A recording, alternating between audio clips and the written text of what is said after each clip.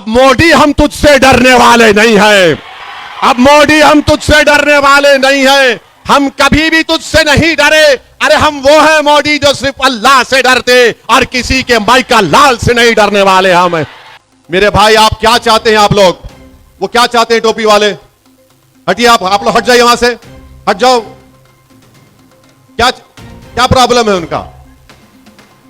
क्या प्रॉब्लम है उनका? जाके समझाइए ना, कौन है वो? क्या प्रॉब्लम है उनका? क्या प्रॉब्लम है आपका? हटिए वहां से, मौलाना, चलिए हटिए वहां से, हटिए। मजाक कर रहे हैं क्या आप लोग? बैठिए उधर। क्या कर रहे हैं आप लोग? कि जब पार्लिमानी इलेक्शन के नतीजे आए, इज्तिमाई तौर पर मुसलमानों को तकलीफ देने के लिए बीजेपी और आरएसएस ने एक नया मंसूबा बनाया। हम देखते हैं कि मध्य प्रदेश में घरों को बुलडोजरों से तोड़ दिया गया। हम देखते हैं कि किसी मासूम मुसलमान को रोककर, पीटकर उसका वीडियो बनाया जाता है। हम देखते हैं कि हमारी मां और बहनों के ऊपर रिमार्क किए जाती हैं। और ये सबसे ज्यादा पार्लिमानी इलेक्शन के रिजल्ट और नतीजे आने के बाद हम देख रहे हैं। मुसलमानों को इसलिए तकलीफ दी जा रही है बीजेपी और मोदी की तरफ से, क्योंकि भारत के 19 करोड़ मुसलमानों ने बीजेपी को हराने के लिए, बीजेपी को रोकने के लिए अपने के वोट का इस्तेमाल बीजेपी को हराने के लिए किया। मगर मुझे यह कहना पड़ता है कि जहां पर भारत की मुस्लिम अक़लियत ने, जो सबसे बड़ी अक़लियत है, अपने वोट का पूरा इस्तेमाल बीजेपी को शिकस्त देने के लिए किया, वहीं पर आज भारत की पार्लियामेंट में सिर्फ 4% मुसलमान एमपी जीत कर आते हैं। मैं आपको ये बताना चाहता हूं कि बहुत अच्छा हमने फैसला तो लिया, मगर ये तो बताइए कि भारत की पार्लियामेंट में जहां पर बैकवर्ड क्लास के, जिनकी आबादी हमारे बैकवर्ड क्लास की जितनी है, उतनी आबादी के मुताबिक उनके एमपी जीत कर आ गए। अपर कास्ट के लोग जिनकी उनकी आबादी है, उनकी आबादी के मुताबिक उनके एमपी जीत कर आए। अगर भारत की पार्लियामेंट में अगर किसी एक तबके की नुमाइंदगी नहीं है उनकी आबादी के मुताबिक, तो वो मुसलमान है। इसीलिए मेरे अजीज दोस्तों और बुजुर्गों, मजलिस इत्तेहादुल मुस्लिमीन हमेशा से यह कह रही है कि आपको अपनी वोट के जरिए अपनी क़ियादत को मजबूत करना है। जहां पर आपकी क़ियादत नहीं है, वहां पर आपको अपनी क़ियादत को बनाना पड़ेगा। मेरे भाई आप क्या चाहते हैं? आप लोग वो क्या चाहते हैं? टोपी वाले हटिए, आप लोग हट जाइए वहां से, हट जाओ। क्या प्रॉब्लम है उनका? क्या प्रॉब्लम है उनका? जाके समझाइए ना, कौन है वो? क्या प्रॉब्लम है उनका? क्या प्रॉब्लम है आपका? हटिए वहां से, मौलाना, चलिए हटिए वहां से, हटिए। मजाक कर रहे हैं क्या आप लोग? बैठिए उधर।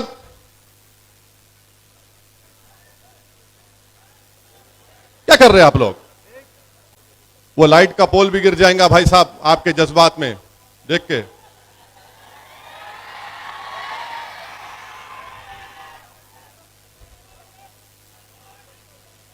मेरे अजीज दोस्तों और बुजुर्गों, हमने बीजेपी को तो उनकी तादाद में सीटों में कमी तो ला ली, मगर हमने भारत की पार्लियामेंट में अपनी आबादी के मुताबिक अपने एमपीज को हम कामयाब नहीं कर सके। आज भारत की पार्लियामेंट में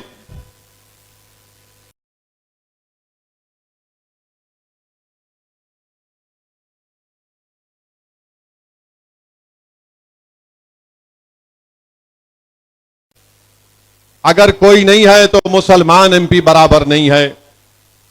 सिर्फ 4% एमपी भारत की पार्लियामेंट में जीत कर आए। बताइए आज आप तेलंगाना में एक ही मुस्लिम एमपी जीत कर आता है, महाराष्ट्र में 48 लोकसभा की सीटें थीं और उन 48 लोकसभा में एक इम्तियाज जलील कामयाब हुआ था।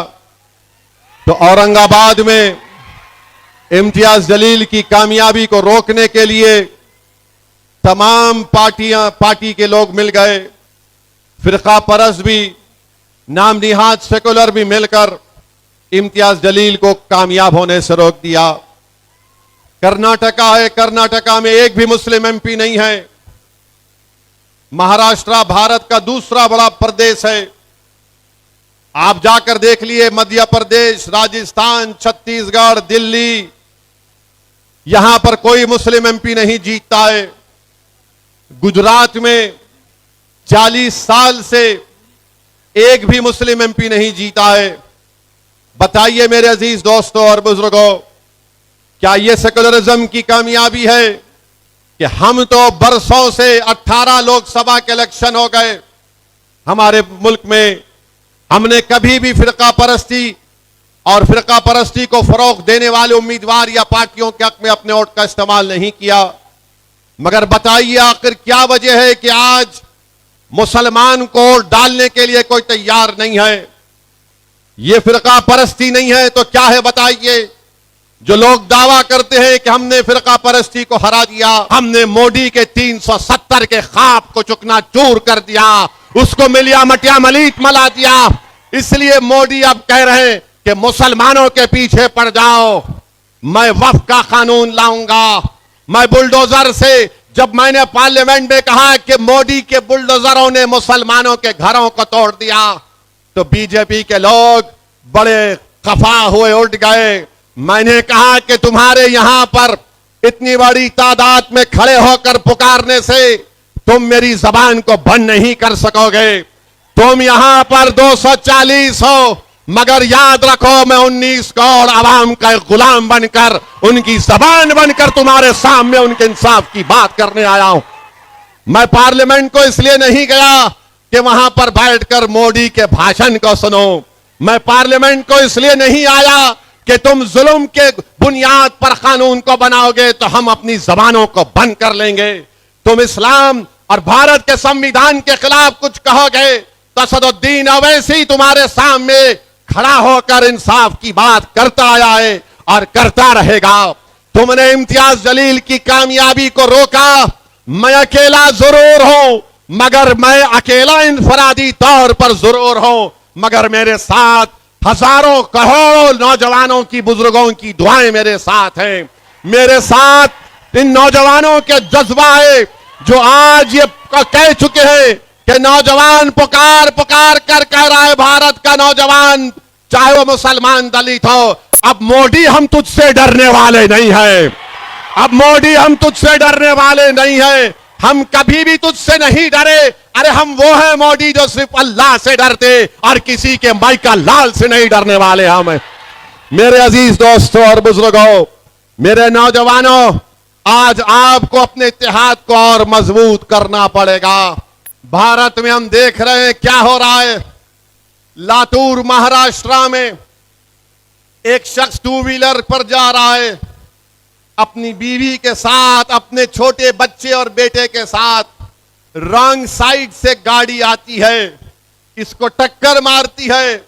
यह शख्स कहता है कि अरे भाई आप रॉन्ग साइड आकर हमको टक्कर मार दिए, जरा देख कर चलाना था।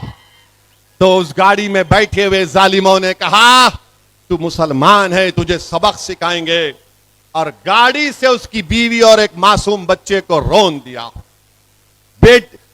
बीवी मर गई और एक मासूम बच्चा उसका मर गया।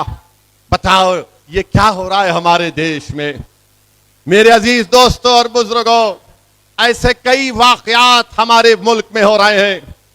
मेरे भाई, सिर्फ अखबारात में पढ़कर और असदुद्दीन ओवैसी की जबान से सुनकर तुम अफसोस का इजहार करोगे तो मेरी नजर में यह बुज़दिली की निशानी है। बहादुरों की निशानी यह है कि तुम मुत्तहिद हो जाओ, तुम अपने लीडर को पैदा करो। तुम गली से लेकर, पूरे महलों से लेकर, जिलों से लेकर, शहरों से लेकर, गांव से लेकर, एक एक जगह पर अपनी एक लीडरशिप को पैदा करो। तभी जाकर हम इस नाइंसाफी का मुकाबला कर पाएंगे। मेरे इज्जतदार मां और बहनों, मैं आपको यह कहना चाहूंगा कि आप अपने हौसलों को बुलंद रखिए। नौजवानों, तुम्हारी और हमारी आंखों ने देखा कि मध्य प्रदेश में हाजी शहजाद अली के 20,000 स्क्वायर फीट के घर को बीजेपी की हुकूमत ने, मोदी के बुलडोजरों ने हाजी शहजाद अली को सिर्फ इसलिए उसका घर तोड़ दिया कि हाजी शहजाद अली ने महाराष्ट्र में जिस शख्स ने रसूलुल्लाह सल्लल्लाहु अलैहि वसल्लम की शान में गुस्ताखी करने की कोशिश की, हाजी शहजाद अली ने एहतजाज किया और मध्य प्रदेश की गवर्नमेंट बीजेपी की 20,000 स्क्वायर फुट के घर को हाजी शहजाद अली के उसको तोड़ देती है। मेरे अजीज दोस्तों और बुजुर्गों, यही चीजें हैं जो हमको पुकार पुकार कर कह रही नौजवानों कि अगर तुम सिर्फ नारे लगाओगे, तुम सिर्फ सीटियां बजाओगे, इससे नतीजा नहीं निकलेगा। नौजवानों, नतीजा उस वक्त निकलेगा जब तुम अपनी पार्टी की लीडरशिप को मजबूत करोगे।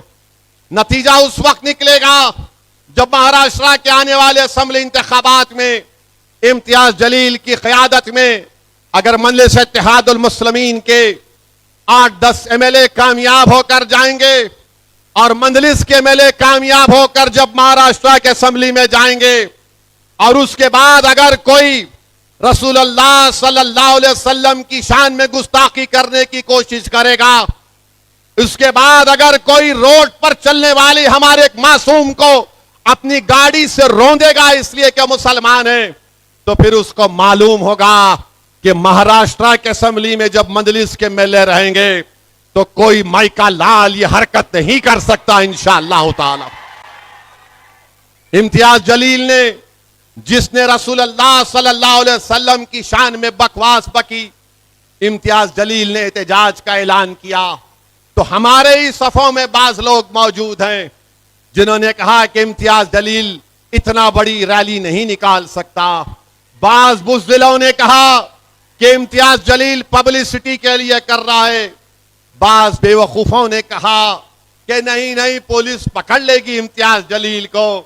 इम्तियाज जलील मुझसे बात किए, मैंने कहा सैयद इम्तियाज जलील, जब मजलिस ने ऐलान कर दिया एहतजाज का, जब मजलिस ने तारीख का ऐलान कर दिया, जब मजलिस इत्तेहादुल मुस्लिमीन ने बता दिया कि औरंगाबाद से जुलूस निकलेगा, मैंने इम्तियाज जलील से कहा कि सैयद इम्तियाज जलील, जब तुमने और पार्टी ने ऐलान कर दिया, कोई आओ या ना आओ, तुम कम से कम अपनी गाड़ी में निकलो औरंगाबाद से।